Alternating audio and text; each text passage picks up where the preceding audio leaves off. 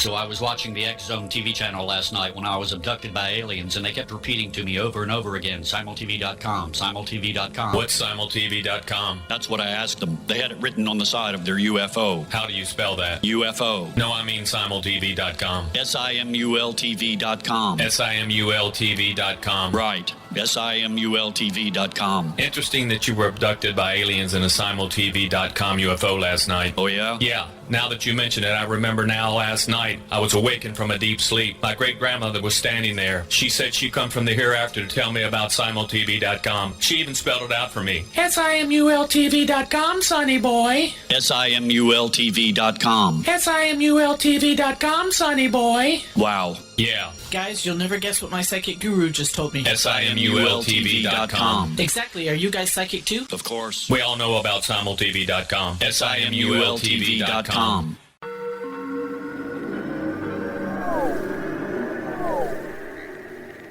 Roswell in the 21st century is a detailed re-examination of the Roswell UFO crash case. I have studied the evidence for more than 30 years, and I now put that evidence under a microscope in a cold case examination of the facts. These facts might not please everyone. They are based on my comprehensive investigation that took years to complete, but they do lead to the conclusion that whatever fell was not built on Earth.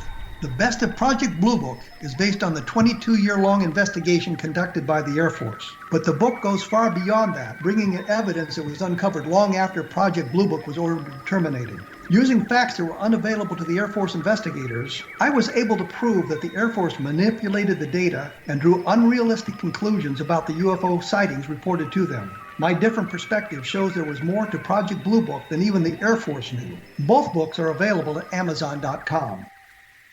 Join Patty Conklin and Healing Within Radio each week. More than entertainment, Healing Within offers educational, useful tools for everyday life. Listen for help overcoming fear, anxiety, and depression. Patty knows about eliminating cancer, MS, dementia, Parkinson's, and a host of illnesses that we face every day. Life can be good. Life is good. All you need are simple tools to start changing your life. Start right now by visiting pattyconklin.com, PATTICONKLIN. No matter where you are in the world, you can work with Patty through Skype, phone, or in person, visiting one of her retreats in Georgia. Visit pattyconklin.com today or call our offices at 404-474-0086. That's pattyconklin.com or call 404-474-0086.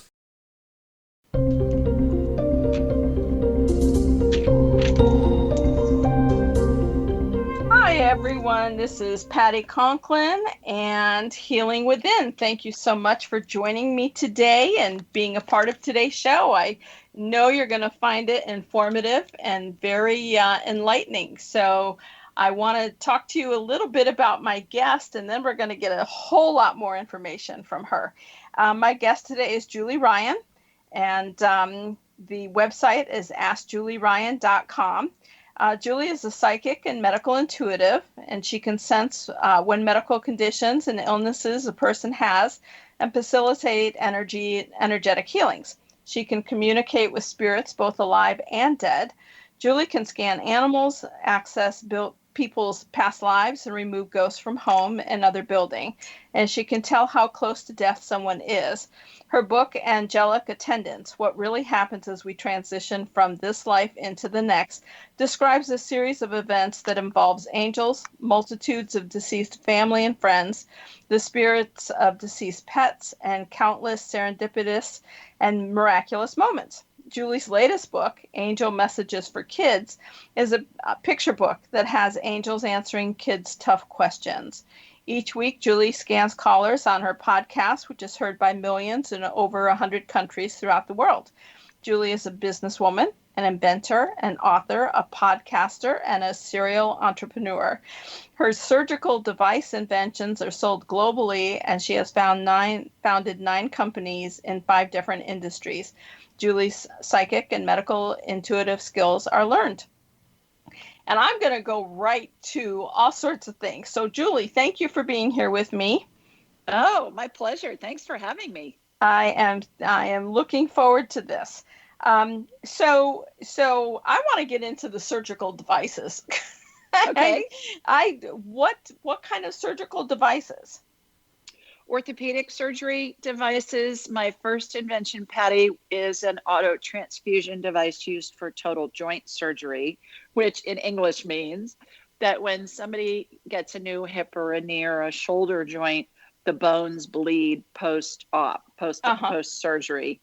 And the blood that comes out of the bone is really good quality blood. So it goes into a disposable device like a blood bag in a rigid outer shell.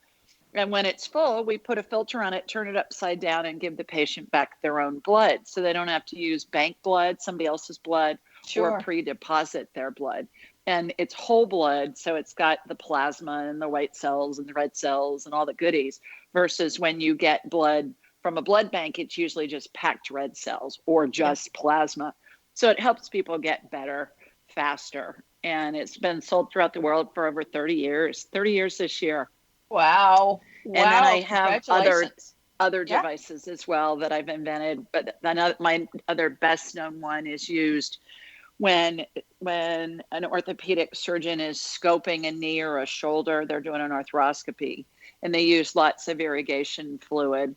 And that fluid's contaminated because it's coming out of the patient's knee, for instance, and it goes all over the floor of the operating room. So my device is a big mat that's hooked up to suction that collects, contains, and eliminates that fluid so that it's not an infection control nightmare or a hazardous situation for the surgeon and the staff, and they're on a wet floor. Right.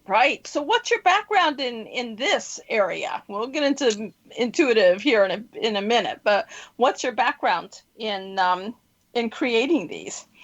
I have a communications degree. Okay. That's it. Okay. No, I went to work for a big hospital supply company, my first job right out of college. And then I started my first company at 25 and had my first inventions that were patented and sold by the age of 30. Yeah. So what led you on that path of, dealing with bones and tissues and operating rooms and so forth? I mean, with the communication degree, being in the hospital, I mean, obviously you intuited a need and moved forward with it. What? Yes, very much so. As far as the inventions go, I started my first company at 25, and it was in the medical supply business, and I introduced a product that was a precursor to my inventions to the American marketplace in my mid-20s. And long story short, from a business standpoint, parted ways with them, ended up suing a $30 billion company for breach of contract, and started a company to compete with them on that product, won the lawsuit, started a company to compete with them, and then beat them at their own game, basically, is what happened. Yeah. Awesome. Yeah, on that one product. I didn't have a $30 billion global company, but I beat them at their own game on that product. Right. Important all the same, just to stand up. Well, it was like, I'm young, I know I'm a girl, and I even have blonde hair, but I'm taking you to court. I spent 10 days in federal court in Boston of January of 1990. And I walked into the courtroom, Patty. I was living in Los Angeles at the time, and I walked into the courtroom, and, this multi-billion-dollar company, here's this young woman from California suing them, the audacity. Right. I walked in the courtroom with my lawyer, and they had 5 lawyers in there, and I thought, this is going to be fun. But I still won the case, won a bunch of money from them. And then I knew everything that was wrong with their product, and I knew everything that was wrong with other products. So I that were in that space. So I designed a better mousetrap, if you will, and it became number 1 globally. And still is being sold 30 years later. That is absolutely wonderful and phenomenal and just exciting. I mean, females in general just need to hear that. And, I think that, way back when I was in my early 20s and married to a professor of engineering, he would develop new pieces of equipment in agricultural engineering, and he'd get stuck on his development, and he would bring the blueprints home And I'd look at it and say, no, move this sprocket over here, put this gear here. And as soon as I looked at it, I got it so it was working. So he got 7 patents while we were together because I could look at that and decide what needed to be readjusted.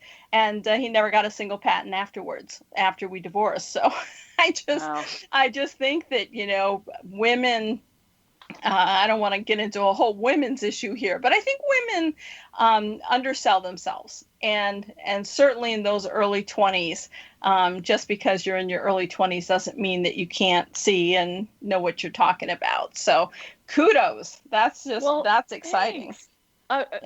Just one more point along that line of thinking is I brought in a couple of engineers into my company, and they were brilliant, MIT trained, and they drew it together, and we got the patents and all that kind of stuff. But I used to say to them, the patent has to be good, granted, but at the same time, I got to be able to sell it.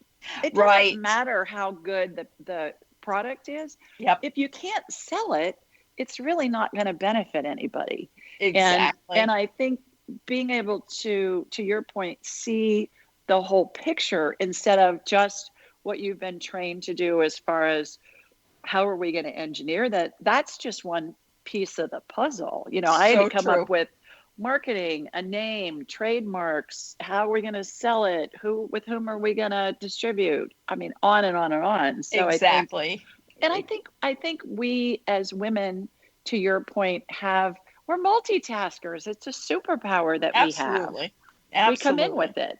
Yep. Yeah. Yep. Thank you for asking that. And we don't need to stay in that one genre. I went into politics and, I started my company and so on and so forth. I love to talk to women who understood early that they could do what they needed to do. They could see the big picture and put all the pieces together and multitask, just like you said, and be able to get somewhere with a product or something that someone needs. And this just sounds phenomenal. So I've never had to have knee surgery or anything like that. But as I get older, I'm going to be thinking about you if I do need some. So. Okay. All right. Be glad to help. Okay. I'll be seeing if your equipment is in the room or not, and whether or not it's viable at that point for me. But kudos. It's an important asset for people. So we've only got a little bit left before we go into our next segment. But how did you learn to be a medical intuitive and psychic?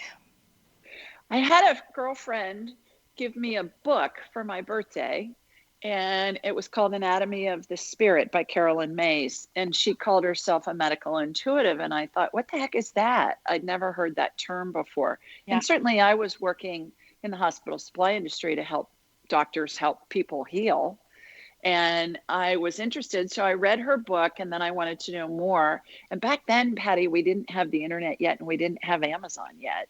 Right. So I did the old fashioned thing, and I went to a bookstore and I found a book called Hands of Light by Barbara Brennan, who's a former NASA physicist who parlayed very complex quantum physics principles into understandable English and teaches people how to use energy fields to facilitate healing. Mm-hmm. And I was interested in learning more. So I called her school at the time. Now, this is 30 years ago.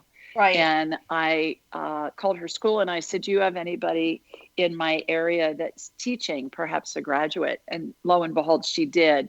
So hold that thought. You studied with her, I'm sure. Right. So, I did.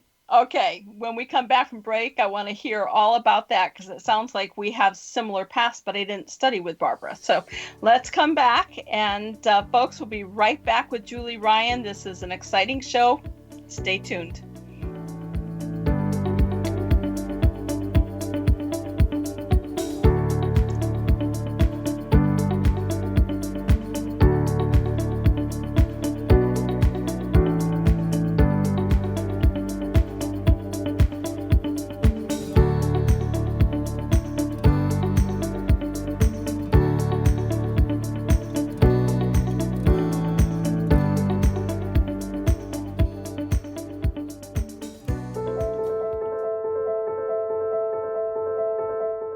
Are you looking for psychic services that empower as well as provide accurate information? Jenny is a third-generation psychic with extensive esoteric training. A practicing professional intuitive for over 30 years, her accuracy is astounding. While most psychics can read what will happen to you if you don't change directions, Jenny understands the future is subjective. While there is a river of time we all traverse, that river has many waves, eddies, currents, and tributaries from which to choose. With Jenny as your guide, you can explore the many possible outcomes in the river of time and navigate your course to the one of your liking. Take control of your future. Book your life-changing session with Jenny today at www.gen-e.net. That's www.gen-e.net.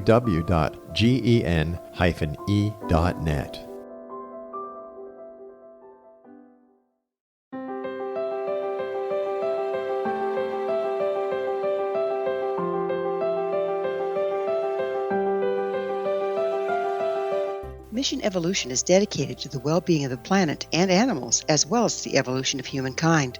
One major factor threatening all three is increasing toxicity. Heavy metals and other environmental toxins are poisoning our bodies, deteriorating our brains, blocking our spiritual connection, and shortening our lives. Yet these poisons are extremely difficult to remove. I'm Gwilda Wiyaka, and I recently became aware of a product created from the marriage of nature and nanotechnology called Vitality. It's formulated from zoolite, whose crystalline structure binds toxins, gently carrying them out of the body. The light is only as clear as the window through which it shines. Clear your body, shine your light into the world. Visit vitalityhappens.com for a 20% discount. Enter code PATHHOME.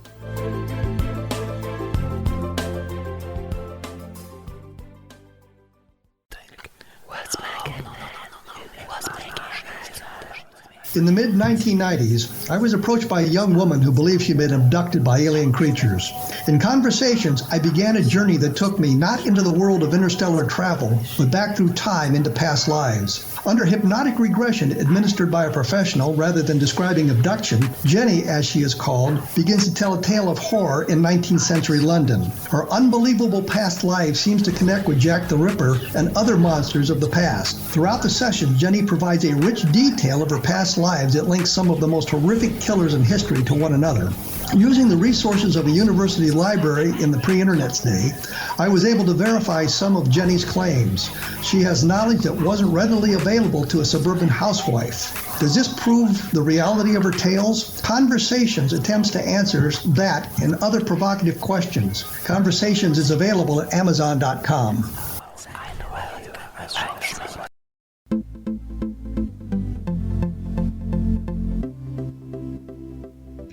And hello, everyone. We're back again. This is Patty Conklin and Healing Within, and my guest, Julie Ryan, who is an extraordinary woman, and really enjoying our chat. And I know you're going to learn a lot more as we move through this segment. So, Julie, Barbara Brennan. So, did you take Barbara's training? I did not. I learned from a graduate of her school who took what she learned from Barbara Brennan's school and then put her own nuances and techniques with that. And I learned from her, and I studied with her for 6 years, Patty. Oh, wow. And paid the equivalent of what I would have paid to get a PhD or an MD in graduate school. and then started utilizing what I learned. And of course, you know, you learn stuff and then you put your own spin on what you learn, and you find techniques and things that work from there. And now I teach a class to people all over the world. You got to speak English to take my class. But I teach it 4 times a year. It's online. It's real time. We're on Zoom. Before Zoom was popular. That's right. I started it about a year ago, and I've had people from all walks of life, several doctors, many professors, lawyers, housewives, construction workers. I mean, you don't have to have any prior knowledge to take my class, and I teach people how to communicate with spirit, and then you can take it anywhere you want. I think we all come in with the capability to do this work. It's just a matter of utilizing the skills everybody has and then just enhancing them. Absolutely. That's been my philosophy forever, is that you've got your own skill. My job as a teacher is just to enhance your skill. not to attempt a mini me, because that's not going to work on any of us. But one thing that I always, that I never moved into was speaking to spirit and speaking to deceased people and so forth. That was never my skill set. So talk to me about how that developed for you and what that's like for you. Well, I tell people I'm a businesswoman that learned how to do woo-woo, and I'm a buffet of psychicness, which is true. And that's what I teach my students as well. And how it works to me is, if I can help someone communicate with spirit, then they can take it anywhere they want. It's similar to, if we can teach someone to read, they can learn anything they want that's in the written word. Likewise, if I can help people communicate with spirit and validate the information that they're getting, then they can do whatever they want with it. They can do medical intuitive stuff. They can scan pets. They can talk to deceased loved ones. They can talk to Napoleon or Mother Teresa or anybody they want. They can talk to spirit that's connected to a human body. That's how I do my medical intuitive work. My spirit connects with someone else's spirit. They can do past life stuff. They can do spirit guide stuff, whatever. And every spirit has a frequency, Patty. Our heads are like big satellite dishes, and we receive and transmit frequencies like a radio station, like what we're doing right now, talking on your show. Yeah. And by thinking of someone, you tune your satellite dish head to that spirit's frequency, whether it's attached to a body or not. It doesn't matter, because I have found that spirit keeps the same frequency through eternity. And so that's how we're able to do past life. We're able to connect with deceased loved ones, whatever. We think of that person, that turns our satellite dish to their frequency, their station, if you will. Right. And then we communicate with them telepathically. So spirit communicates in a way that it feels like it's a thought in our head, and it comes in instantly. So if we think about it for more than a couple of seconds, that's going to be our brain talking to us. Right. Yeah. The instant response is usually the spirit response. But so I totally agree that frequency stays out same for eternity. So I'll tap into someone's frequency within their body. And obviously, look at things there. But when you're outside of the body, when it's a soul, when it's a soul, spirit, whether we're going into past lives, does that change at all for you in terms of how you're viewing? No. No. When I'm doing past life stuff, I will connect to the person, obviously ahead of time, and then I will see mini movies in my mind's eye, if you will, kind of in my head. My eyes are closed and I'm watching scenes, and I get what I call divine downloads at the same time. So I'll get information about where it was, what the year was, what they were doing, things like that. And then we'll correlate that information with what's happening in their current life, which is really fun to do past life stuff. I'm sure you found the same thing, because we can corroborate information that we receive with historical data that we can find online. And like I'll get a name and where they were and what was going on and all that, and then we'll look them up and we'll be able to find information on them. And people are like, "Oh my gosh, this is so wild." Yep, that's one of the wonderful things about the internet and information, is being able to go and verify and quantify what it is that they're feeling or seeing. So talk to me about the 12 stages of transition. When everyone is dying, we go through what I call the 12 phases of transition, which is a configuration of angels and deceased loved ones who surround us as we're dying. And everybody goes through this, as I perceive it, Patty, whether their death is instant, for instance, in the case of a suicide or a homicide, or if their death is in their dying process is very prolonged. I had a gal call into my show for 2 years, and her father, who had Alzheimer's, was dying for 2 years, and he was in phase 11 of 12. Just took him a long time. So I can scan anybody anywhere in the world real time, and I'm going to get a picture of what the configuration of angels and deceased loved ones is around them if they're dying. And I can say, okay, they're in phase 6, for instance. And then if they move through the other phases fairly quickly, it's time to call the family in. Yeah. And I find that it's a frame of reference that families really appreciate, because oftentimes we are taking time off work, or we're traveling long distances to go see our loved one who's dying. And we want to be there for them. Right. And it's really helpful.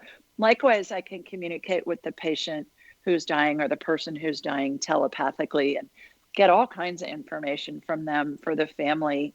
And I always ask, are you ready to go? What do you need? Are you in pain? And that is really helpful, that information to convey with the family. Yeah. Yeah, absolutely. So I want to, in following that, I want to talk to you a little bit about the children's book that you've just written. My 7-year-old grandson is seeing spirits now, and and I've talked about it on this show before. We don't really talk about my mother, and he's only 7 years old, and we were getting ready to walk in my house. And he looked at me and he's like, look, there's my great grandmother. And he's pointing to the side of the house. And I'm like, what? And he's like, your mom. and I'm like, oh, and he's like, she's standing there. She's saying hi. And I'm like, good. Okay. That's great. Hi. And, and he looks at me and he's like, your house is filled with people. Don't you know that? I'm just like, no. But it just, I want to keep that active in him. So, I always pay attention when he's talking like that. But how do children really, I kind of think that the more pre-verbal they are, the earlier they can talk, the more that they can remember and bring into things. But how does your book associate with spirit, or what are we really looking at for the kids? I've had so many mothers over the years, Patty, that have said to me, can you please write a book and explain that I can use to explain to my child that they really are seeing spirits, or that they really are remembering past life things that we've been able to corroborate with historic information. And these children can't read yet. Right. So they're very young. And we all come in with the ability to be intuitive and psychic. And then children start to shut it down when their grown-ups around them say, oh, honey, that's just your imagination. That's not really real. No one's there. Yeah. Yeah. I hear it. And I've had many moms over the years, Patty, say, how do I explain to my 3-year-old that my grandmother's body's in the casket at the funeral home, and we're in the funeral home, but we're telling him that Grammy's in heaven? And he's going, no, Mom, Grammy's over there asleep. Right. So that's what my book addresses. And it talks about that we're spirits and we have a body and all of that. And it's been so well received, Patty, to the point where I have moms that send me notes or emails or comments, and they say things like, my 2-year-old wouldn't sleep through the night since he was born. I got your book. We read it once before he went to bed. And I said, honey, if you wake up in the middle of the night, talk to your angels. And the child has slept through the night ever since. And he requests that we read the book every night. And I had a mom just send me a note about her 2-year-old in New York City. And she said that she wants to read the book every night before she goes to bed. She carries it around with her. And she said, I made the mistake of leaving the house without putting the book in the diaper bag. Oh, goodness. And she had a fit. So she said, I got an extra copy and I just leave it in the diaper bag. And the stories that I'm getting, Patty, just lead me to believe that the message is really resonating with these little children. Yep. Because they know it makes sense. And I had a consult from a PhD in early childhood learning. So I've taken great pains to make it in verbiage and in pictures in a way that these children can understand it based on what their cognitive level is. Yeah, let's talk about that a little bit more when we come back. Folks, this is Patty Conklin and Julie Ryan on Healing Within. Be right back.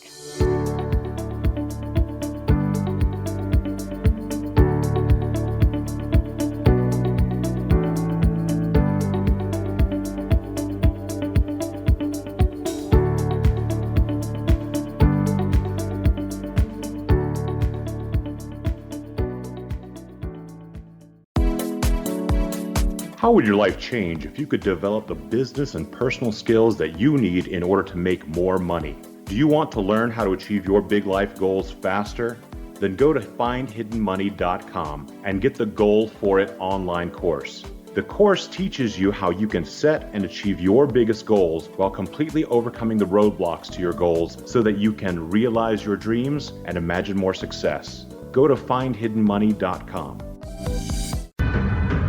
If you are looking for a safe, zero-calorie natural option to the harmful artificial sweeteners on the market today, Just Like Sugar is what you're looking for. Just Like Sugar is a wonderful natural alternative for those health-conscious people who choose a calorie-restricted diet with a great, pure, sweet flavor that tastes just like sugar. Just Like Sugar is a great natural option for people suffering from diabetes and may be useful in restricted diet programs where standard sugars are not allowed and does not cause a laxative effect of some other sweeteners. Just Like Sugar comprises a perfect blend of chicory root fiber, natural calcium, natural vitamin C, and Just Like Sugar's sweetness comes from the natural flavors from the peel of the orange. Just Like Sugar is a natural alternative to harmful artificial sweeteners and will change the way that you believe all natural sweetener products taste. Just Like Sugar is available at your local Whole Foods markets, Wild Oats markets, Henry's, Sun Harvest, and many other fine natural food stores in the U.S., Canada, and worldwide. Audience, if you have seen a UFO, had a close encounter, seen a ghost, Bigfoot, lake monster, or a story that you would like to share or have investigated, contact me, Rob McConnell, by sending me your email to xzone@xzoneradiotv.com, or you can call toll-free 1-800-610-7035, extension 143, and on Skype, X-Zone Radio TV. For more information on the X-Zone Radio TV show with yours truly, Rob McConnell, visit www.xzoneradiotv.com or www.xzonetvchannel.com or simultv.com and xzbn.net. Until next we meet here in the X-Zone from our broadcast center and studios in Hamilton, Ontario, Canada, always remember, X-Zone Nation, keep your eyes to the sky and your heart in the light.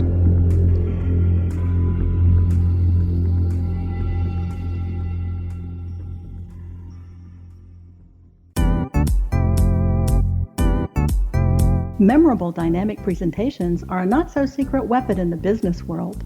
Do you have a powerful message that must be shared, but you haven't found a way to deliver that message? Do you want to be known as a top public speaker who gets amazing results? Are you ready to create and deliver your powerful message? Thomas Hides can help you create and deliver your speech to get the results you desire. Visit iconquality.com.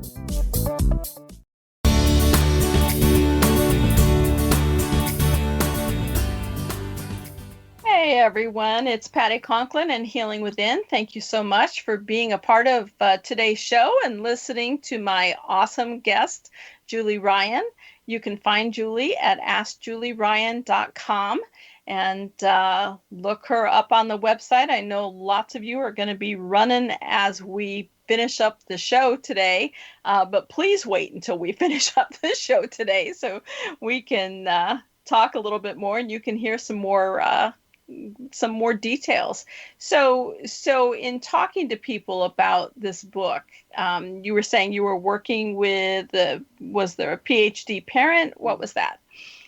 A PhD who runs early childhood learning for a very large internet company we would all know and use daily. And she has been my consultant on here, just helping me tweak the words so that little children can really understand the book, Angel Messages for Kids.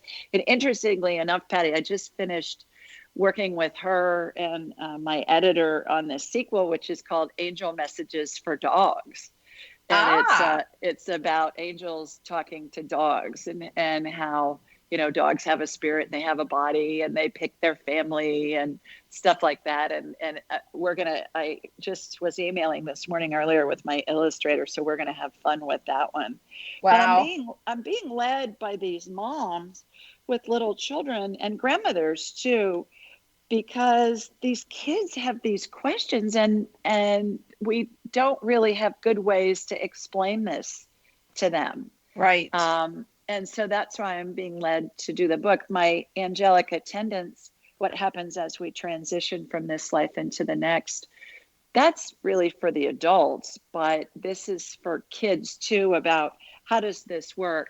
One of my favorite stories is I have a girlfriend whose grandson told his mother, his name's Walter, and Walter was 4 when he said this, and he said, "Mommy, you're my favorite of all my mommies." And she said, "Well, I am your only mommy." And he said, "No, Mom, you're my favorite of all my mommies." And she said, "Well, what do you mean by that?" And he said, "Well, Mom, babies are born to a mommy and daddy, and then they grow up and they die, and then they're born to another mommy and daddy, and then they grow up and die, and you're my favorite of all my mommies." And she's on the phone with her mother saying, "Call Julie, find out what she says. How does my 4-year-old know this stuff? I mean, where's that coming from?" And so the interesting thing, I was being led to do that book, and it came out very quickly. I actually paid my illustrator double last year to get it out before Christmas. My spirit guide was really urging me to get it out before Christmas. And I thought, all right. It can be a Christmas present. It was published December 20th. But then I was talking to someone else a couple of months ago, Patty, and she said, "Well, now you know why you were being urged to get it out before Christmas." And I said, "What do you mean?"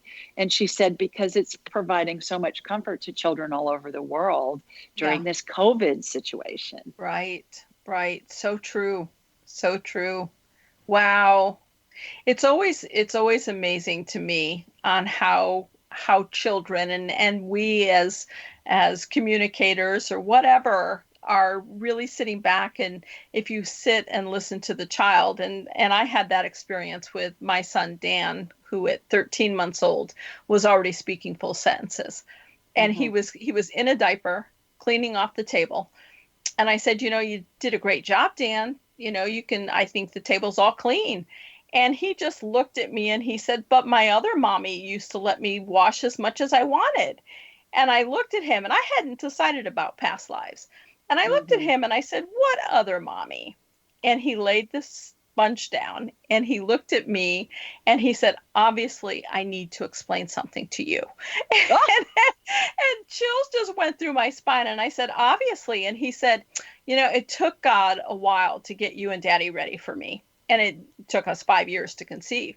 And he said, "So he gave me another mommy and daddy to live with." He said, "I don't remember my dad very much, but I can remember my mom, and I remember her hugs, and I can still feel them." And I said, "What happened?" He said, "I was 9. I got hit by a car because you were ready for me. It didn't hurt, but you were ready for me." And I had to sit back because I'm like, here's a 13-month-old child who, we didn't speak about God. His dad was an atheist. So we didn't have a television. We didn't have radio. I'd never left him alone with a babysitter. So there was nowhere that this information could have come except from him. And I think that so many children really do go through that process, and parents have a tendency to just shut it down because they don't understand it. So sounds like your book for children is really a great book for the parents as well. It is. Yes. I've heard that. And along those lines with Dan, my son Jonathan, when he was a toddler, again, very highly verbal, was in sentences, talking in sentences before he could walk. I was rocking him one night and giving him his bottle before going to bed. And he sat up and he pointed in the corner of the room and he said, "Mommy, what's that?" And I said, "Well, what are you seeing?" And he said, "A red ball." And I said, "Oh, it's just energy." And he laid back down and he's like, "Okay, cool." I was before I did woo-woo, Patty. I didn't know what it was, but I had enough sense to acknowledge it. He was seeing something, even though I wasn't able to see it at the time. That's so awesome. Yeah.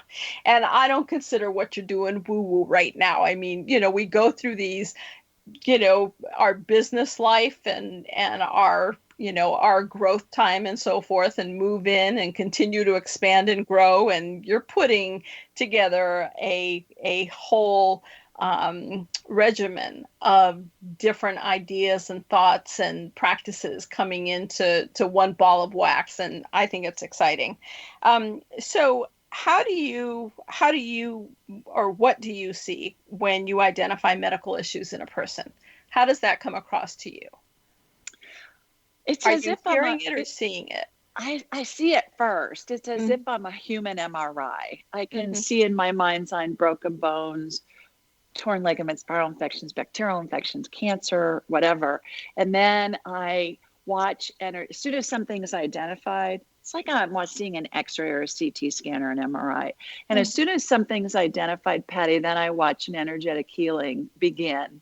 And that can take the form of something getting added, something getting removed. I watch procedures all the time that emulate what I saw in operating rooms for all those decades. I was in and out of surgeries and other departments of hospitals. Sometimes I see healings that utilize methodologies and devices that haven't been invented yet. But at the end of the day, I'm very descriptive with my client, because if they can envision or have a sense of what I'm watching happen, and it's spirit working through me and with me doing these healings, if they can have a sense of it, it's going to help integrate it into their body. Similar to our bodies are going to follow what our brain shows it, even if we don't believe it. And I talk in analogies a lot. And one I use for that is, think back to a time when you've watched a scary movie. Your brain knows it's pretend, but your heart may feel like it's getting ready to jump out of your chest at any moment. So the healing happens on the energetic level, and then it integrates into the person's body. And that can happen either instantly, it can take days, weeks, months. It may need some kind of complementary care like chiropractic or change in diet or surgery or whatever. But certainly it's always the person's spirit's choice how to implement the healing into their body so that it lines up with what it is they want to experience in this lifetime. And that's with everything. That's not just with this. I mean, that's with where you live, what you do, with whom do you associate. It's all part of our spirit's path of what we're exploring. Yeah. Now, I know lots of people are interested in pet communication. So how do pets communicate with you? Telepathically, same as humans. I can talk to a pet anywhere in the world. I talk to alive pets, deceased pets. I can scan a pet medically like I do with humans and see what's going on from a medical standpoint if need be. And it's fun because my daughter-in-law is a veterinarian, and oftentimes I'll see healings happen on a pet, and then I'll call her later. I'll take notes and I'll call her later, and I'll say, okay, this is what I saw. Does this make sense to you? And she'll say, yeah, you were doing blah, blah, blah, blah. But I don't know what the pet names are for things, but I can describe what I'm seeing. Like I had a client who has a bunch of horses, and she races horses, and one of her horses was lame, and she said, what is going on with this horse? And he had the equivalent of a torn meniscus, whatever that is in horse language. And I told her, and she lived near a big university veterinary hospital. She took the horse and she said, you need to scope his back leg, whatever that part is called, because he's got a torn whatever. And she said, they looked at me like I was nuts. And she said they did an MRI on him, and sure enough, that's what he needed. And they looked at me again and they said, how did you know that? And she goes, I have a friend that does voodoo medicine. I said, wow, we need to meet her. So it's really helpful to help pinpoint things, not only with humans, but also with pets. Because oftentimes they usually can't talk to their owners, unless the owner knows how to communicate with them telepathically. Right. So when we come back for our last segment, my leading question, because we're talking about pets, do pets have past lives? So when we come back, let's talk about that. So it's Patty Conklin, folks, and my guest today is Julie Ryan, AskJulieRyan.com, and we'll be back in just a minute.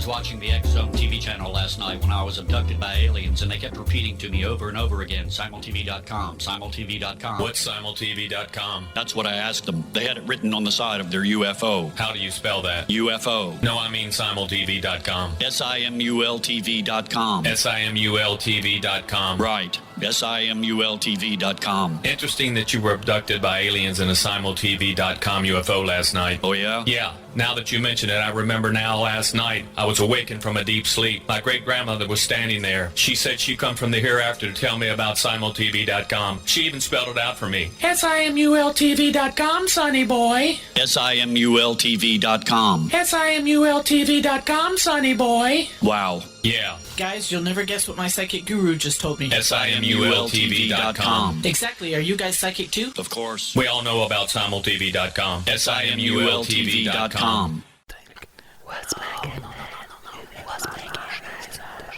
In the mid-1990s, I was approached by a young woman who believed she'd been abducted by alien creatures. In conversations, I began a journey that took me not into the world of interstellar travel, but back through time into past lives. Under hypnotic regression administered by a professional rather than describing abduction, Jenny, as she is called, begins to tell a tale of horror in 19th century London. Her unbelievable past life seems to connect with Jack the Ripper and other monsters of the past. Throughout the session, Jenny provides a rich detail of her past lives that links some of the most horrific killers in history to one another. Using the resources of a university library in the pre-internet day, I was able to verify some of Jenny's claims. She has knowledge that wasn't readily available to a suburban housewife. Does this prove the reality of her tales? Conversations attempts to answer that and other provocative questions. Conversations is available at Amazon.com.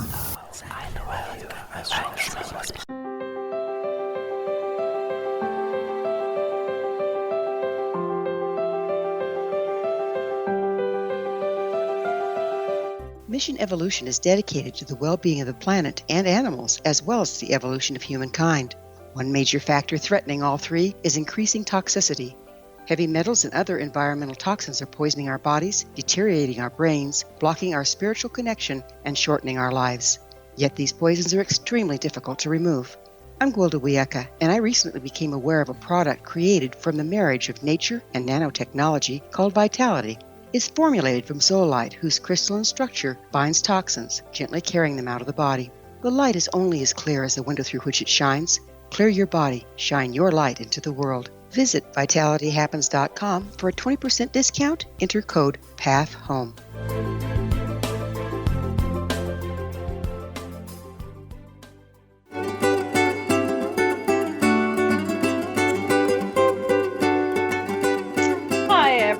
This is Patty Conklin and Healing Within. Thank you so much for listening into the show today. My guest is Julie Ryan at AskJulieRyan.com, and you can go research her and listen to her podcasts and read her books, and all sorts of information I'm sure is out there.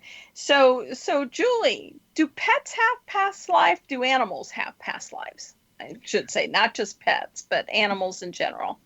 I get a no on that. Yeah. When I ask the question, I get a no. But the interesting point about animals in spirit form is they are present. Their spirits are present around their owners after they die, and they're present when someone is dying. So when my mother was dying, the first time I saw this configuration of angels and deceased loved ones, every dog that we'd had as I was growing up, Patty, their spirits were in the room. And I thought, wow, oh gosh, am I hallucinating this? And then there were other animal spirits, dogs and other animal spirits in the room as well. And I had the sense that they were pets that my mother had when she was growing up. And at her funeral, I asked my uncle, who was in from out of town, her brother, and he named every dog that I described to him. He said, yeah, that was Rusty, or that was whatever, Randy or Fluffy or whatever. So I always laugh, and I tell people, I say, I'm just not that creative. I can't make this stuff up. I always wonder, though. I mean, I shouldn't say always wonder, because I've never really asked the question before. But I wonder if the animals incarnate with the soul next time around. if they're coming back in, if at some point during their lifetime the animals incarnate, not necessarily as pets, but just even in surrounding. I don't know. That's a wide one for me. I've never really thought about it, never really studied it. So why, people will call and ask a lot to talk about past lives, and it's not typically a place I go, because I have found that there are times when people use a past life as an excuse, a justification not to accomplish something in this lifetime. What is your thoughts on past lives, and why is it important for people to know it? Well, I don't think it's important for people to know it unless it's something they're interested in. If they're interested in it, they're being led to explore it, which is fine. But how I view past lives, Patty, is that we have a basic script of something that our spirit or our soul wants to explore. And then we'll take that script and explore it through multiple lifetimes from different viewpoints. An analogy I use for that is the movie A Star is Born that was out a couple of years ago with Lady Gaga and Bradley Cooper. That was the fourth remake of that movie. I saw it. I was going to say Barbara Streisand, wasn't it? Exactly. In the 70s. Same script, different timeline, different setting, different cast of characters, maybe a few minor nuances, but same basic script. And so that's what I find in multiple lifetimes is, for instance, let's say you want to be an explorer. So in one lifetime, you explore climbing Mount Everest. And in another lifetime, you're exploring maybe being an engineer in the aeronautical space and exploring space or something like that, or whatever. It's like there's a basic script, and then our free will comes in and we can explore that main theme in a bazillion different ways. And we expand out each time we do it. And then when we're done exploring it, then we figure out something else we want to explore. We go back into non-physical. And it's not just one main thing. I think there's maybe a theme that could be a main theme, but there are lots of other little themes that we want to explore along the way. And they're very general. And that's where the free will part comes in, which makes it really fun, and it makes it an adventure. Right. So talk to me about free will. What are your thoughts on that? Well, free will, I think, is following where we're led. If we have an idea, as I mentioned before, if somebody's interested in exploring past lives, well, they have the free will to explore past lives. They're not. They don't. Right. It doesn't matter. And I think in life, we really can't ever make a mistake, because it's all part of our path and everything's always unfolding perfectly, even if we're in the middle of something that feels bad or even seems horrific. It's always unfolding perfectly, and it's benefiting us in some way. And when we're in a situation where we're faced with something that we don't like, that's how we create what we do like. Because if we don't know what we don't like, then we're not going to know what to create with something that's better. Exactly. And that's why we incarnate, is to be able to explore and experience whatever it is we're creating. Yeah. So obviously you don't have to physically be present to work with someone. Do people, I know we both work all over the world. Do you get the same questions that I do of how can you do it if you're sitting in Georgia and I'm in Istanbul? And I always say there's no such thing as space and time. And so to me, you're sitting right here next to me. How do you perceive it when you're working with someone?